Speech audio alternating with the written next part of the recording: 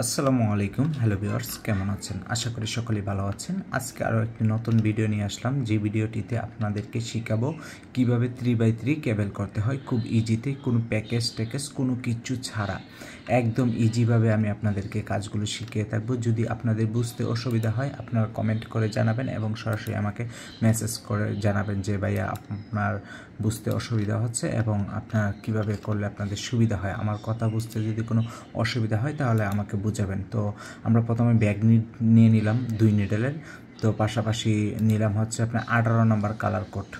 তো 18 নম্বর colour code যে সাইডে থাকবে সেটা হচ্ছে কেবলের নিডেলটা নিচে থাকবে, আর 29 নম্বর কালার কোড যেখানে ব্যবহার করা হবে সেটা হচ্ছে উপর দিয়ে যাবে। এই নিডেলটা আপনারা হয়তো বা মানে যেই কেবলগুলো আপনার উপর দিয়ে যাবে সেটা হচ্ছে আপনার 29 নম্বর কালার কোড, আর যেটা হচ্ছে আমরা ব্যবহার করেছি 18 নম্বর কালার কোড, এটা হচ্ছে নিডেলটা পরে কেবলটা দিবে। তো এখানে আমরা 2 নম্বর কালার কোড আবারও ব্যবহার করব, 2টা ড্রপ ব্যবহার করব। তো আমরা এটা আমরা কপি করাটা আপনাদেরকে শিখিয়ে দিই। তো এটা জাস্ট আমরা 5 কোসেসের মধ্যে কপিটা করব। যেহেতু আমাদের এই সাইডে ব্যাগনেট আছে, অপর সাইডে ব্যাগনেট থাকবে, তো সেই ক্ষেত্রে আমরা কি করব, এখান থেকে ধরে এটা কপি করে দেব। এখন আরেকটা কথা হচ্ছে, অনেক সময় দেখা যায় যে আমরা অ্যাক্রিলিক দিয়ে যদি এই কেবলটা করি কোনো প্রবলেম হবে না, কোনো রকমই প্রবলেম হবে না। তো অনেক সময় অনেক ধরনের খারাপ সুতা আসে, সেই ক্ষেত্রে আমাদের অনেক লুজ লাইন দেওয়া লাগে।